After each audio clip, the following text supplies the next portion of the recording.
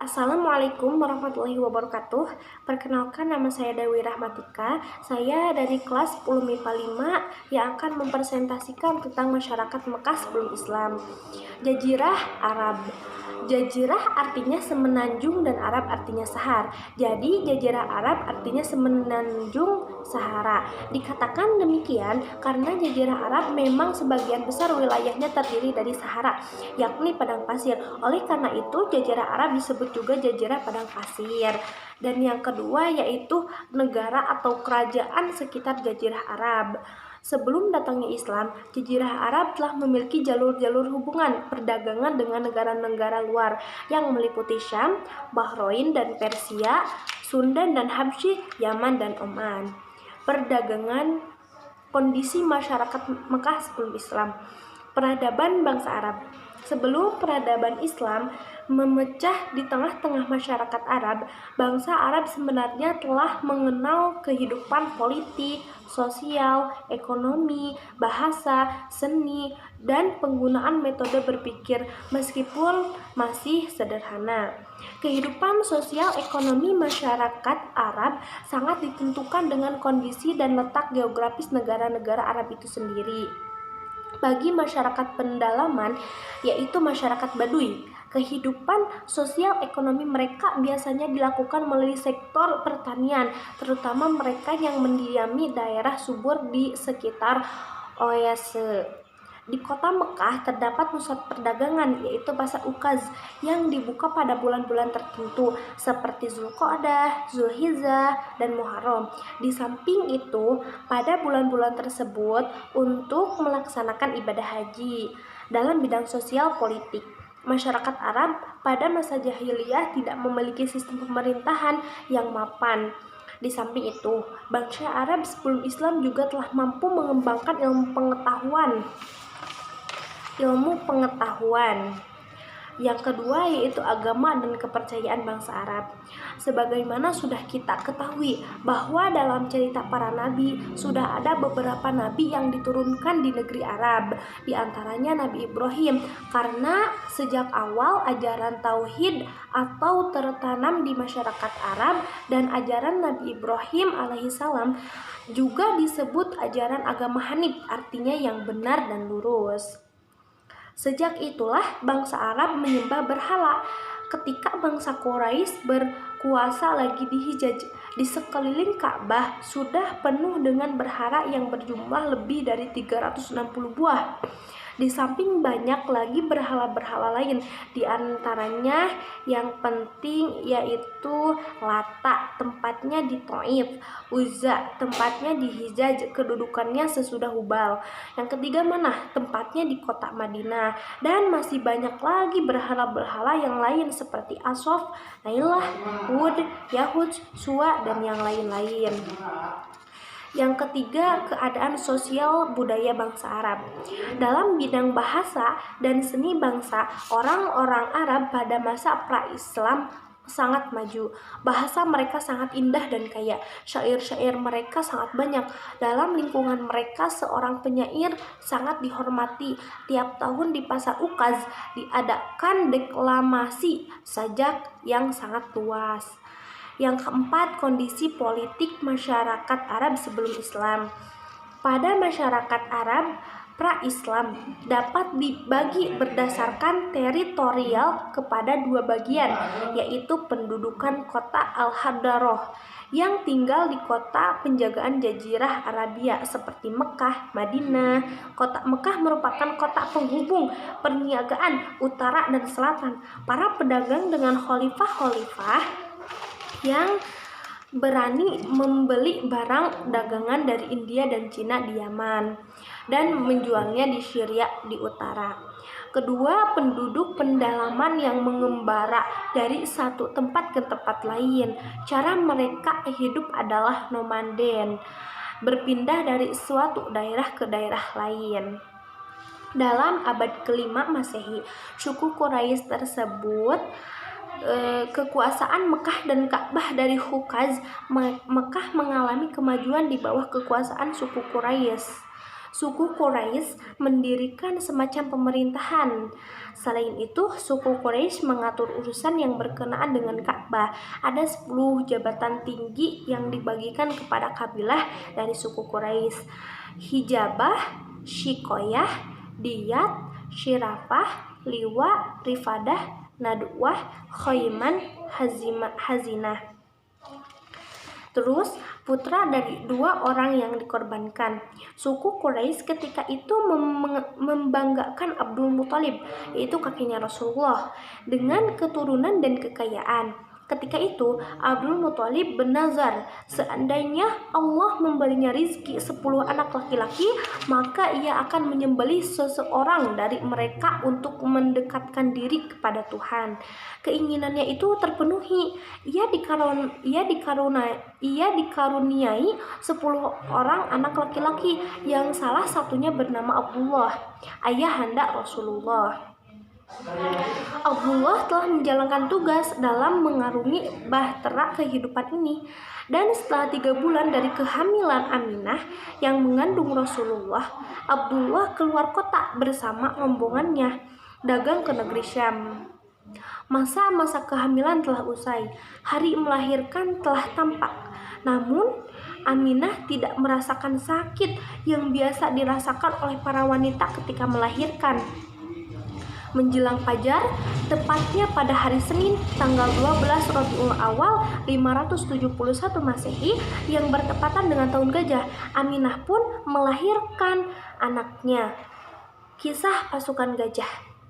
Kisah pasukan gajah adalah ketika Abroha Al-Habsyi, gubernur Yaman, melihat bangsa Arab berbondong-bondong ke Mekah untuk menunaikan haji.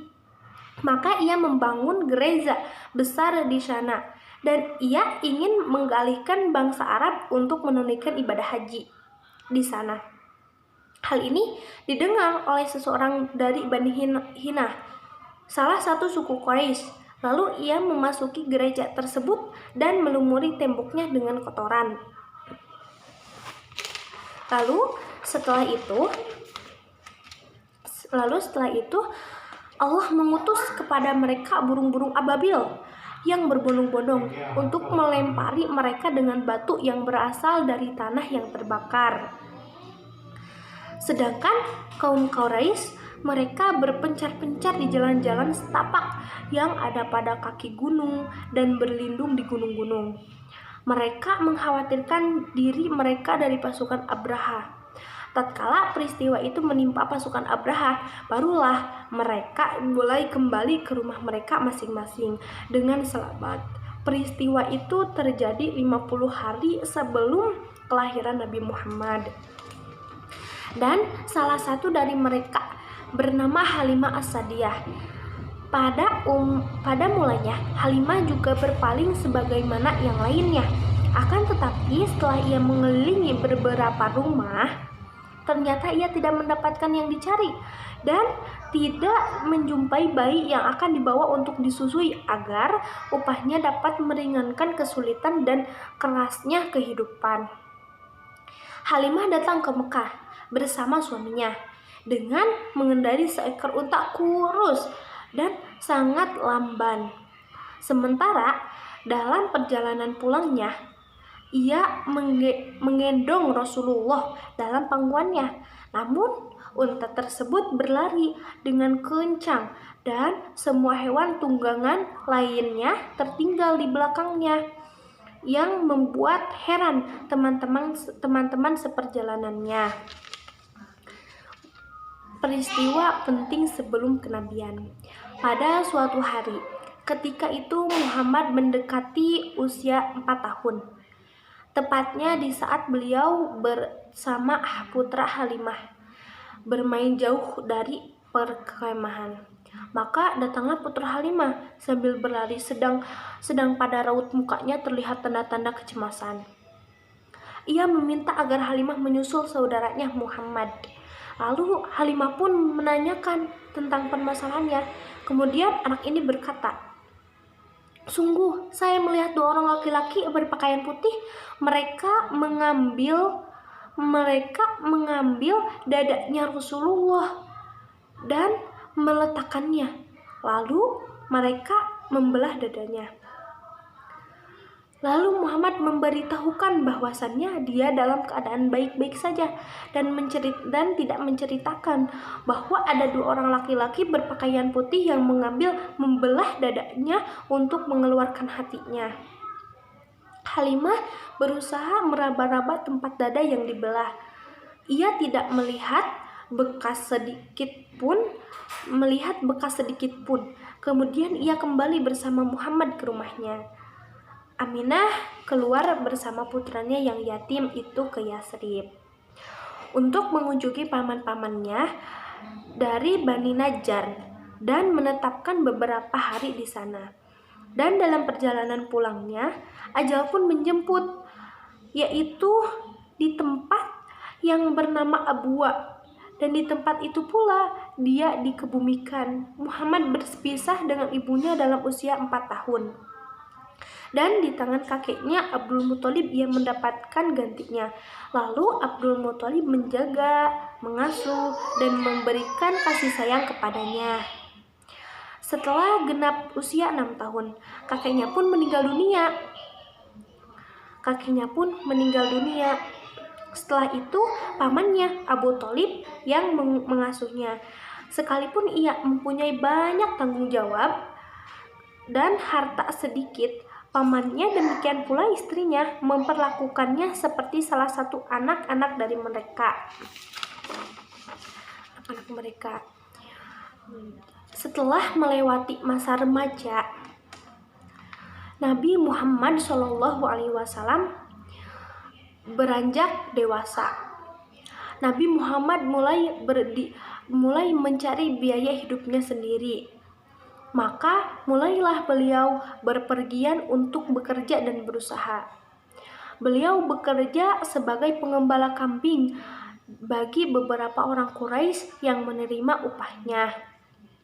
Kemudian Muhammad segera bergabung dengan rombongan dagang ke negeri Syam. Rombongan tersebut dibiayai oleh Khadijah binti Khuwailid, seorang wanita Syam, seorang wanita terpandang yang sangat kaya dengan dana besar. Dalam rombongan ini, Khadijah mewakilkan hartanya kepada Maisarah, pembantunya, sekaligus orang yang mengatur segala urusannya. Dengan keberkahan dan keamanahan Rasulullah, perdagangan Khadijah mendapatkan laba yang belum pernah dialami sebelumnya. Lalu ia bertanya kepada Maisarah perihal penyebab laba yang cukup besar ini. Maisarah menceritakan bahwa Muhammad bin Abdullah yang menangani urusan barang dan penjualan, dan dia pula yang menghadapi orang-orang dengan sangat mengagumkan, sehingga laba yang besar bisa diperoleh tanpa ada unsur penganiayaan. Khadijah mendengarkan penuturan Maisarah, dan dari situlah dia mulai mengenal beberapa hal mengenai Muhammad bin Abdullah dan merasa kagum kepadanya. Khadijah sebelumnya pernah menikah, tapi kemudian suaminya meninggal dunia. Lalu ia ingin mencoba kehidupan baru dalam tanggungan suami yang bernama Muhammad bin Abdullah. Maka ia pun mengutus salah seorang kerabatnya untuk mengetahui tanggapan Muhammad bin Abdullah dalam urusan tersebut. Sedangkan beliau pada waktu itu telah berusia 25 tahun.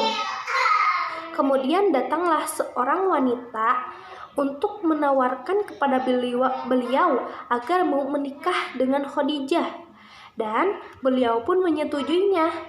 Akhirnya keduanya menikah dan masing-masing merasa bahagia. Setelah itu Muhammad mengambil alih dalam hal mengatur kekayaan Khadijah, dan beliau membuktikan kepiawaian dan kemampuannya secara berturut-turut.